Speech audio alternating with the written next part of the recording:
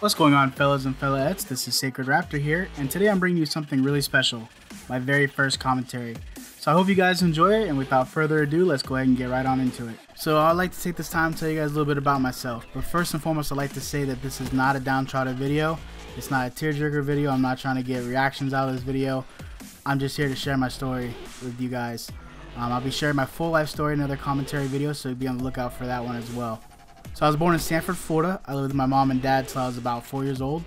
At 4 years old, my grandmother moved from California to Florida to adopt me. Now, like I said, that's a whole other story for another video. From 4 years old to my sophomore year of high school, my grandmother took care of me the best she could. She was a single parent, raising a hellish teenager. I was definitely a hella teenager for real though. Always gave her problems and everything else, but I eventually straightened out once I hit high school.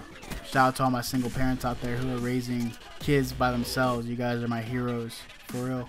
If you're a kid in a single parent home, don't take your mom or your dad for granted. They love you very much and they're trying their best to raise you. If you're a child living in a two-parent home, count your blessings, man, because not everybody has both their parents, and some people don't even have both their parents. So consider yourself blessed. So my sophomore year of high school, my grandmother got too sick to take care of me, so she had talked to my best friend at the time's mom. Asked if I could move in there. Now, I didn't move in there for free. I ended up getting a job, having to pay rent, pay my own bills.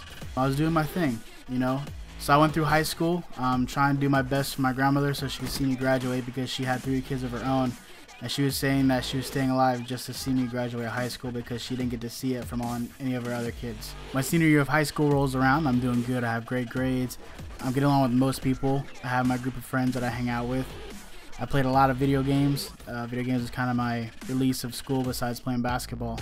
And I remember one day I went to a basketball court and with some of my friends, and the whole entire day they'd been acting weird. And I get a call from my friend's mom, who I'd been living with at the time, and she told me that she needed to talk to me, that I needed to come home. So I did.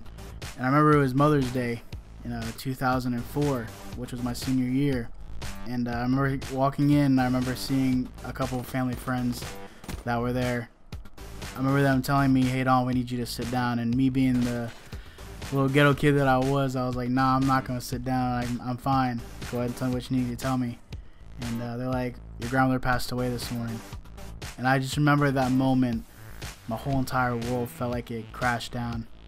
It felt like somebody literally just like ripped my heart out of my chest, and that there was a gaping hole there that nothing could fill. My grandmother was my whole entire world. She was the only person that had ever really cared about me. You know, it's like you have your family members that you know that care about you. You have your friends that you know that care about you, and the one person in the world gets taken away from you. That's a pretty hard thing to swallow. I just want to tell you that I do know how it feels to lose somebody that you're close to. And I want to tell you that there is light on the other side to keep fighting. Don't give up. Don't give in. Just keep fighting. I know it hurts. And there's no words that could really help you out at that time. But I want to tell you that it does get better. Time heals all wounds. So I ended up going through my life, and here I am. So I know that was a little bit of downtrodden there, but we're going to pick it up here a little bit. So I've been playing video games since I was 6 years old. I remember starting on the original Atari. I think my favorite game of all time would have to be GoldenEye on the N64 though. I mean, there was that summer where all of us should just get in a room and just play that game for hours and hours. And it was like one of the very first multiplayers on a console that was like awesome, you know. I just remembered some great times playing that video game. I was hooked. I was hooked ever since I was 6 years old playing video games. I ended up picking up a hobby for fun, which was video editing, which is awesome. I love video editing. I love making videos and content for people. I did it for a little while for a job. Just want to tell you, if you have a hobby, don't make it your job, because it gets tiring pretty quick just doing what you love and then somebody telling you how to do it and not being able to be creative. Just keep it as a hobby. And if it's really a job that you have creative freedom to do it, then go ahead and do it. But yeah, I've been playing video games since I was 6 years old. Now you may be asking, well, Sacred, how old are you? I am 29 years old. The reason why I tell you that is because my aspiration to do all this is become a pro gamer. Some of you are like, man, you are way too old to be a pro gamer, but I would like to tell you that you're never too old to chase your dreams. And if you're watching this video and you feel like there's something in your life that you want to do, and you're like, man, I'm too old to do it, don't think that. Go after that dream. It's never too late to do something. So that's what I want to do. I want to be a pro gamer, and I'm gonna do whatever it takes to do it. I'm a fighter, and that's what I do. I take things that I want in life, and I don't let life keep me back or hold me down. I always keep fighting to the end. So what do I stand for? I stand for a few things. I am a Christian. I know some of you are like, oh man, this Jesus guy, great. It's not like that at all. I don't force anything down anybody's throat. What I view it as, I love everybody for who they are and where they're at. Just like where Jesus loved me for who I was and where I was at. And he looks over all my flaws. I'm so grateful for that. I also stand for positive vibes, man.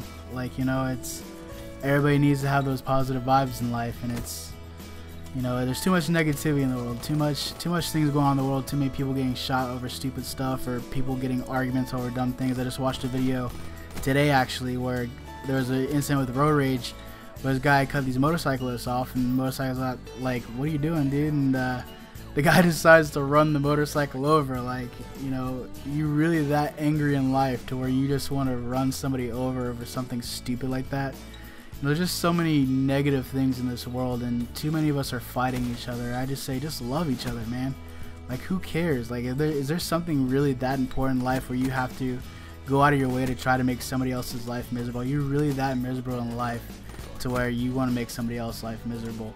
I just stand for positive vibes, man. Positivity changes everything, dude. Like, sometimes I can be a very negative person. I just growing up in the things that I've seen in my story, which you guys will be hearing very soon, but I have a tendency to be a negative person, and I've worked a lot my whole entire life to change that to be a positive person and try to see the good in things, try to see the good in impossible situations. I'm one of those people that don't give up on people even when other people have.